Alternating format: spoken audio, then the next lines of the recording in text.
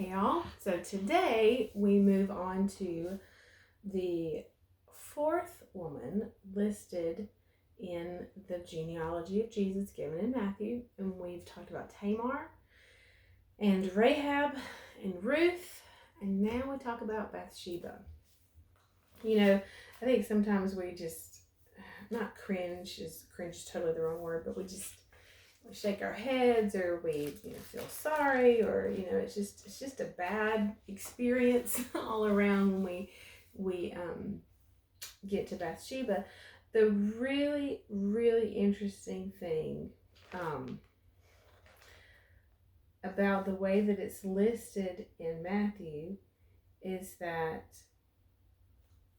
the lineage, so it says Tamar, Judah the father of Perez, and Zerah, whose mother was Tamar, Perez the father of Hezron, Hezron father of Amram, Aram father of Abinadab, Aminadab father of Nahshon, Nahshon father of Salmon, Salmon father of Boaz, whose mother was Ruth.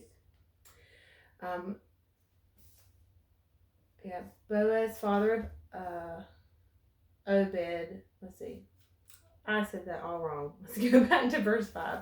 Salmon, the father of Boaz, whose mother was Rahab. Boaz, the father of Obed, whose mother was Ruth.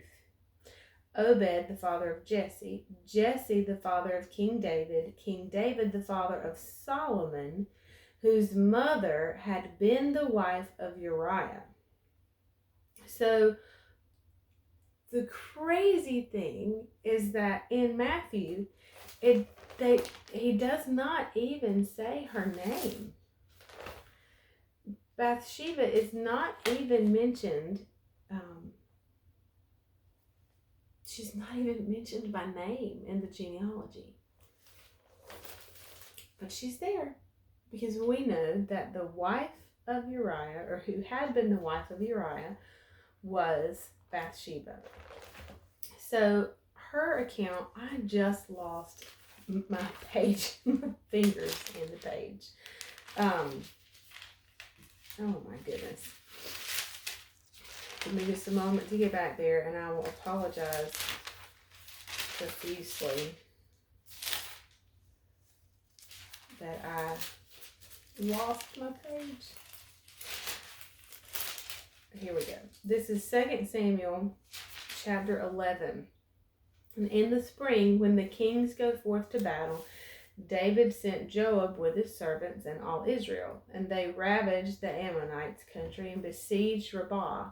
But David remained in Jerusalem. And one evening David arose from his couch and was walking on the roof of the king's house. From there he saw a woman bathing, and she was very lovely to behold. And David sent and inquired about the woman. One said, "Is this not Bathsheba, the daughter of Eliam, and the wife of Uriah the Hittite?" David sent messengers and took her, and she came in to him, and he lay with her, for she was purified from her uncleanness. They returned to her house, and the woman became pregnant, and sent and told David, "I am with child." So David sent to Joab, saying, "Send me Uriah the Hittite." So Joab sent him Uriah. When Uriah had come to him, David asked how Joab was, how the people fared, and how the war progressed. David said to Uriah, "Go to your house and wash your feet." And Uriah went out of the king's house, and there followed him a mess of food, a gift from the king. But Uriah slept at the door of the king's house with all the servants of his lord, and did not go down to his house. And when they told David Uriah did not go down to his house, David said to him, "Why have you not come from a journey? Why do you not go down to your house?" Uriah said to David, "The ark and Israel and Judah live in tents, and my lord Joab and the servants of my lord are camping in the open field.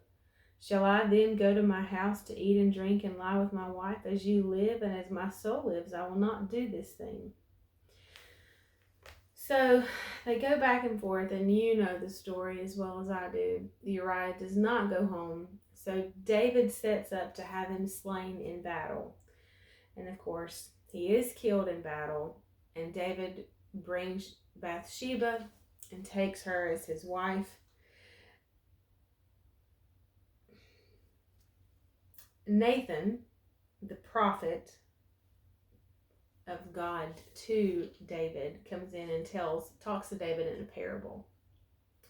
The only thing that I want to mention about that today is in 2 Samuel 12:8, or let's start in verse 7. Then Nathan said to David, "You are the man. Thus says the Lord, the God of Israel. I anointed you king of Israel, and I delivered you out of the hand of Saul.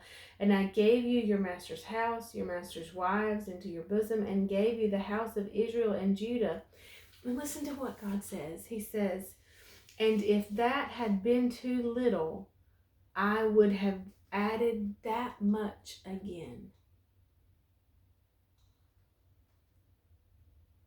Why have you despised the commandment of the Lord, doing evil in his sight? You have slain Uriah the Hittite with the sword, and have taken his wife to be your wife. You have murdered him with the sword of the Ammonites. But God says, David, I have given you all of this. And if that had been too little, I would have added that much again. Do you see in this moment yourself at all where you tried to do something to cover up something or to fix something, or we decided to take it into our own hands? And God's like, I've done all of this for you. And if it had not been enough, if that had been too little, I would have added that much more again. If you would just come to me. And I suppose that's the struggle, right? Dying to our flesh, or having self-control over our flesh to talk to the Father about what's going on, about what the problem is, about how to fix it, and about his resources. And things that we'll get into a couple of other things tomorrow. Some that have to do with Bathsheba, and some, the circumstance that she found herself in. So we'll pick up then. I'll see you. Bye, y'all.